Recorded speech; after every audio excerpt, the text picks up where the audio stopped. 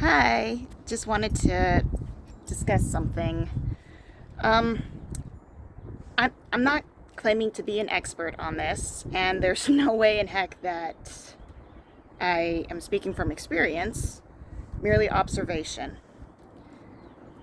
There's a few things that I can't help but notice as far as relationships go. Now, again, disclaimer, I'm not a counselor or a therapist, or I'm not married, so it's just stuff that I wonder about. So correct me if I'm wrong here, because I would like to know. There's a bit of a problem in communication between the two sexes. And oh my gosh, you believe there's only two genders?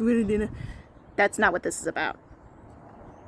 This is more about the differences of opinion. So, politics aside, let's imagine, if that's something you don't believe in, imagine something similar to, or just whatever comes closest. In traditional, stereotypical male perspectives, I'm getting the understanding that men are expected to be unfeeling, be the strong one all the time, to be the one that the female leans on.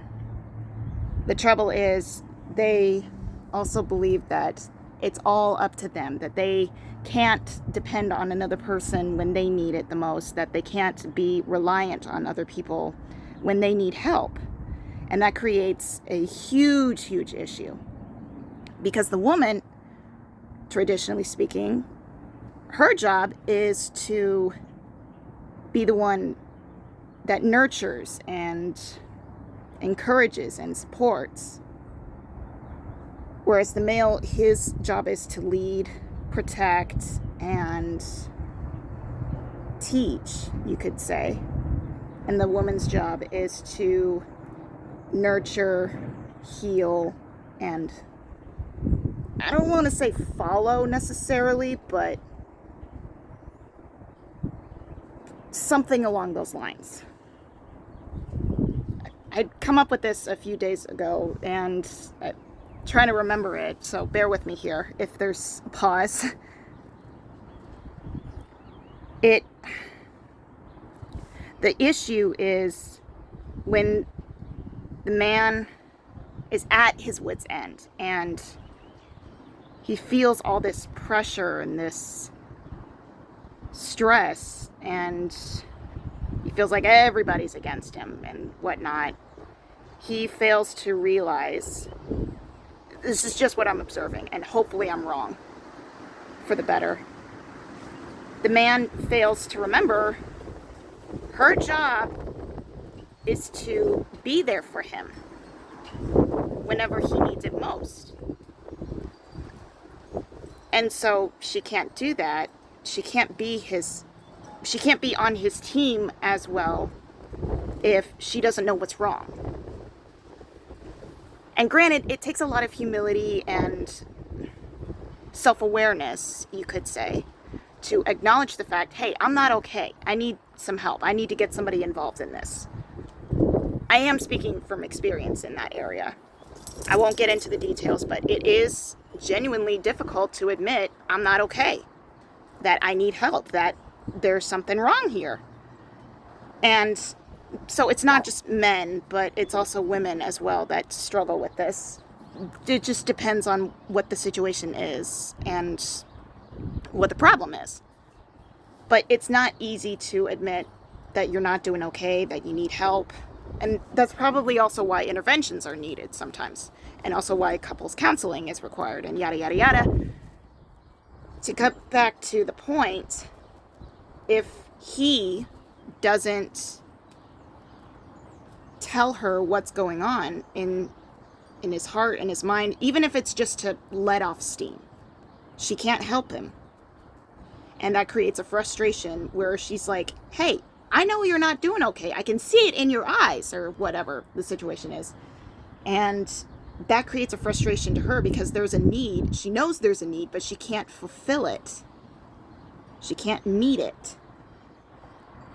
And that creates a building up tension that feedback loops into a bigger mess because she's frustrated at him because she knows there's a need, but she can't help him. And he's frustrated at her because she keeps harping on him or getting mad at him or whatever. And it creates a bigger issue. And I'm just saying this to hopefully create some sort of understanding for some.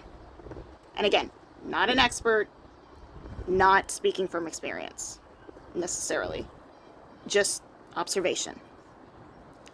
If he doesn't open up to her, she can't help him.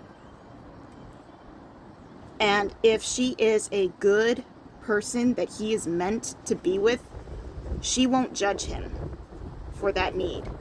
She will not judge him. She'll just be, more than likely, will be like, okay, let's do this. Let's meet this problem and solve it. But if she's a bad woman, she probably will be like, so? You're weak. But I think that's what the men are afraid of. That he will be seen as weak by admitting he has a problem. And that's true for anybody, really. By admitting that you need help and that you can't do it on your own, you're admitting that you're not strong enough to do it on your own. But you forget, people need people. We need to lean on each other. There's a lot of wisdom in that. He's expected to be her rock. Because we all know that the woman, more than likely, is going to need him for something or other. To make it better, to hold her, or yada, yada, yada.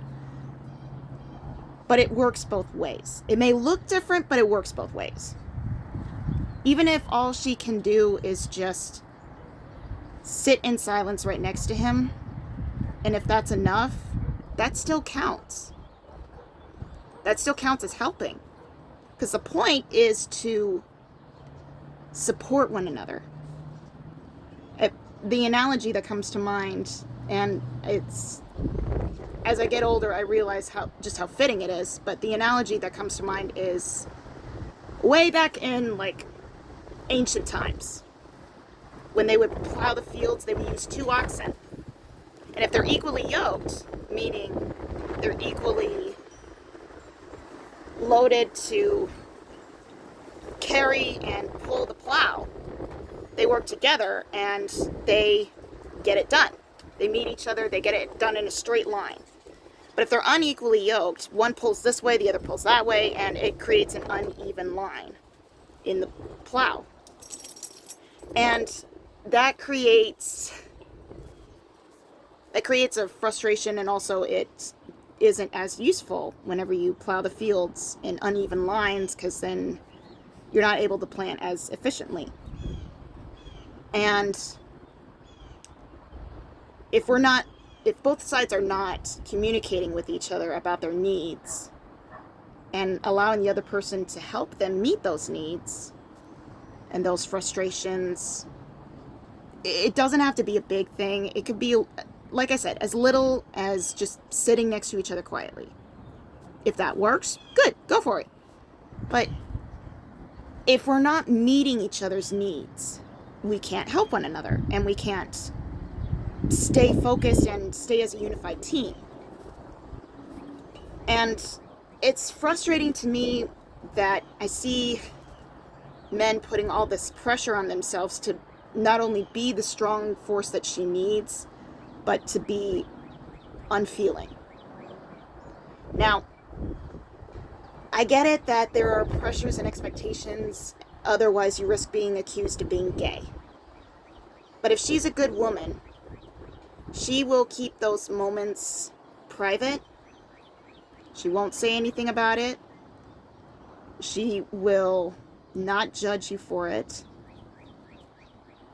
And she will only build you up.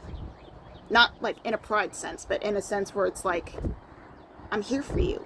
I'm here to support you. I don't judge you. A good, smart woman would do that. would be of that attitude.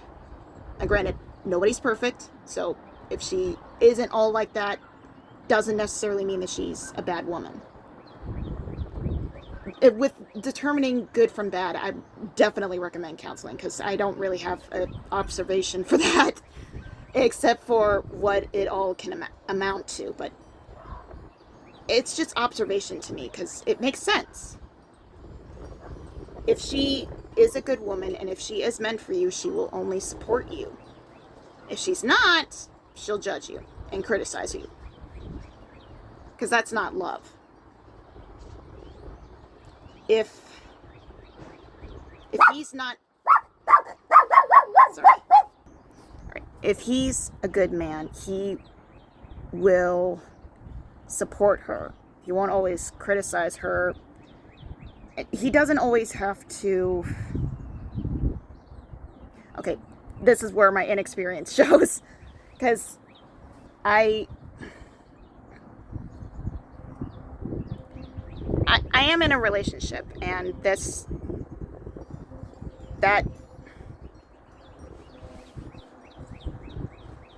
sorry, words escaping me right now. If he's a good man, he will not force her to do anything, but he's still a leader. It is possible to do both. You just got to figure out the right balance for it, but just pay attention to what you're listening to as far as your support and whatnot. And again, there could be stuff that I'm talking about that I could be wrong and way off on. And that's where I open the comment section to talk to me about it and help me understand this, because I'm learning with you guys. And I want to make sure that my information is right. It's only a theory. I don't really have evidence to back it up, but it's observations. I think it's hard for me to know what makes a bad man, mostly because I haven't had the misfortune of experiencing that. But I do know this: everything he does is going to be out of love, with the intention of love. For example, if he doesn't want to pressure her into doing something, he won't even ask. And that creates the small problem of, okay, the woman wants him to ask, but if he doesn't want to ask, should she be the one to ask? And again, that's something that is more of, it's up to you to interpret and stuff like that. I try to see it as, okay, you can at least invite that person to ask. If you really want them to be the one to ask, invite them to ask. Say, it's okay to ask this or that, or, because that way you're at least meeting them in the middle. If he's a gentleman and he cares about respecting her boundaries, the woman probably should take initiative and say, even in a casual sense, hey, I wouldn't be against this or against that. And just, help him understand your boundaries. Meet him in the middle. Help him understand what is and isn't okay.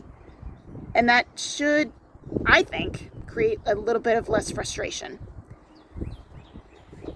Women should respect a man who won't force her into anything, because there are some guys that will force, and those are not good guys. But it really helps to notice and appreciate the little things he does for her. And guys, I know some guys struggle with noticing little things, but the things you do notice that are good and are pleasant, cherish those. Because you could have ended up with a girl that does not do those things for you. I mean, honestly, you see all those funny memes and pictures about true love being like the first open fart or something. But you shouldn't value looks and all the Instagram filters and whatnot. And just real love is being there for each other. And I believe those funny memes and pictures and stuff, because it's not all going to be lovey-dovey. I mean, my relationship with the man I'm with, whom I'm not going to share out of respect for that person, it's not all about looks for us. It's more about enjoying each other's company. If you're able to enjoy each other's company when it's not all about the feels and whatnot, maybe that's a good sign, because you're not always going to have that feeling that you get whenever you get the first crush or whatever. I know I'm a bit off topic. I didn't exactly organize this conversation before having it, but I have ADHD. Sue me. Okay, back to what I was saying earlier. We just need to be able to learn to communicate with one another. And if we play our cards right, we stand a better chance. But we can't just expect the other person to read each other's minds, because this ain't X-Men. But if you are able to be patient and figure out, okay, this works, that doesn't work, yada, yada, yada, chances are the relationship will grow. But it also doesn't hurt to ask what that other person would prefer. And if they don't know, that's okay. You can figure things out through observation, therapy, whatever. Just seek advice from those who are speaking from experience. Not me. I'm just stating stuff that could be wrong, but I've observed. I'm doing this based off of, I recognize a pattern that could be a recipe for good results, could not be. I'm not experienced. But that's okay, because I'm opening the floor to interpretation and criticism. If you guys know something better, share it. I will not judge it. I will more than likely read it and receive it, and I want other people to see it. And granted, I know this isn't exactly gonna help save relationships necessarily, and if it does, okay, cool. But it's just something that I've been thinking about throughout the week that I really wanted to share. And I'm gonna be honest, I was nervous with sharing it, because what do I know? I've only dated one person. I almost dated another person, but that was another story. But it looks like one of those situations where it's like a couple's expecting a baby, and this other couple who've never had children is giving advice to the pregnant couple about how to have their baby. It can feel like that, can't it? It's so annoying. But I'm not trying to do it that way in the sense where it's like, oh, I know better than you. I'm smarter than you. No, it's just, this is something I recognize, and I'm sharing it. I'll leave it up to everybody else to help me make sure I keep my facts straight and whatnot. And if you guys recommend something just as good, provide it in the comments. Because my intention is to I'm just trying to help people connect dots that will create less frustration. That's my intention here. That's it. Nothing fancy, nothing complicated. Just trying to help provide another perspective. Anyways, as far as miscellaneous stuff, actually, I'm not really sure if that's necessary. Okay, I'll say this before I sign off. I hope everybody's having a good week. I hope everyone's staying safe and just having fun for the upcoming weekend.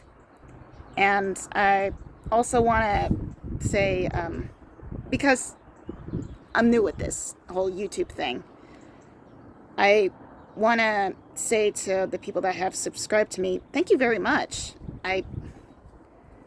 I've never been a YouTuber before, as you can tell, based on my content alone, but I didn't know it would get this far.